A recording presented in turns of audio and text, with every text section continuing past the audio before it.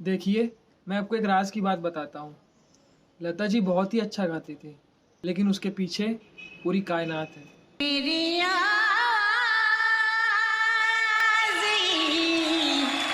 पहचान है, गर याद रही। 6 फरवरी 2022 का दिन बहुत ही ज़्यादा उदासी से बीता।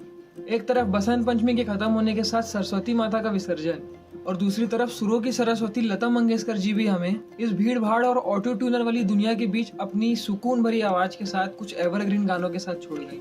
सो इस वीडियो में मैं आपकी और मेरी तरफ से सुरों की सरिता लता दादी को एक छोटा सा ट्रिब्यूट देने की कोशिश करूंगा और लता जी के बारे में कुछ ऐसे अननोन फैक्ट्स जानेंगे जो शायद आपको भी नहीं पता होंगे।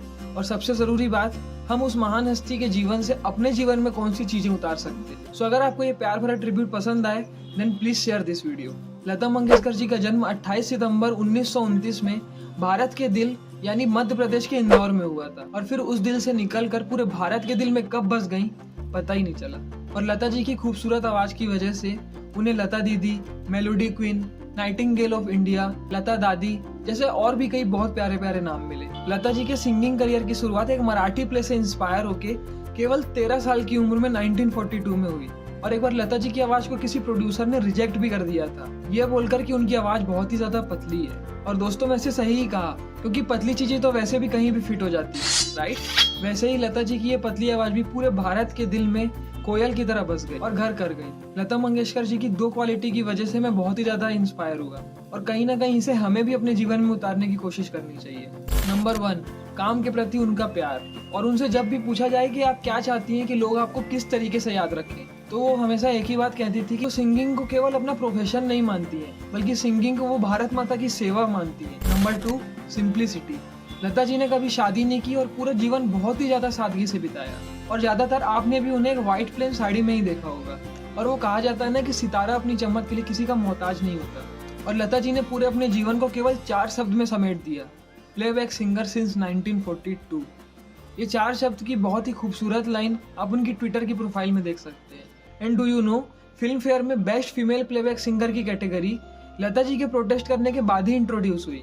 And best female playback singer बनने की ये सुरीली मोनोपोली 1959 से 1967 यानी 8 साल तक चली। और फिर क्या, सुरीली मोनोपोली तो और आगे भी चलती, लेकिन इसके बाद लता जी ने यह किताब लेने से मना कर दिया न्यू टैलेंट्स को प्रमोट करने के लिए।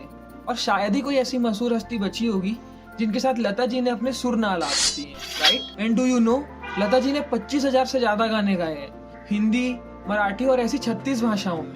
लता जी का फर्स्ट ब्रेकआउट सॉन्ग आएंगे आने वाले महल मूवी से 1949 को बना था। And then never look back. और आज भी ऐ मेरे वतन के लोगों, इस गाने के बिना हमारा रिपब्लिक डे, इंडिपेंडेंस डे जैसे कई बेशकीमती दिन इसके बिना अधूरे हैं, राइट? और ये गाना लता मंगेशकर जी ने 1963 में गाया था, जिसे सुनकर हमारे प्राइम मिनिस्टर जवाहरलाल नेहरू के आंसू भी रुक नहीं पाए थे। और रुकते भी कैसे, लेकिन ये तो बस शुरुआत थी।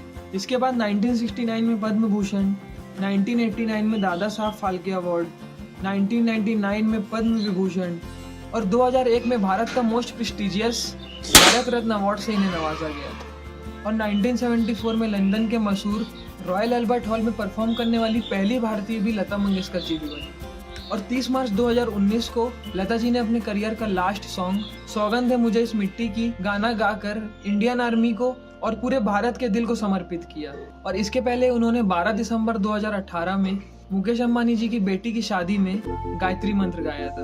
उफ, ऐसी महान शख्सियत को और सुरों की सरस्वती को मेरा सच नमन। सो दोस्तों, अगर आपको ये प्यारा सा ट्रिब्यूट पसंद आया हो तो इस वीडियो को लाइक करें और चैनल को सब्सक्राइब करके इस बेल आइकॉन को प्रेस करें ताकि मेरी वीडियोस की नोटिफिकेशन आप तक पहुंचती रहे। और हम में से किसी का भी जीवन इनकी मीठी आवाज सुने बिना नहीं बीता होगा। सो एक ट्रिब्यूट देने का कर्तव्य तो हम सबका बनता है, right? So please share this video.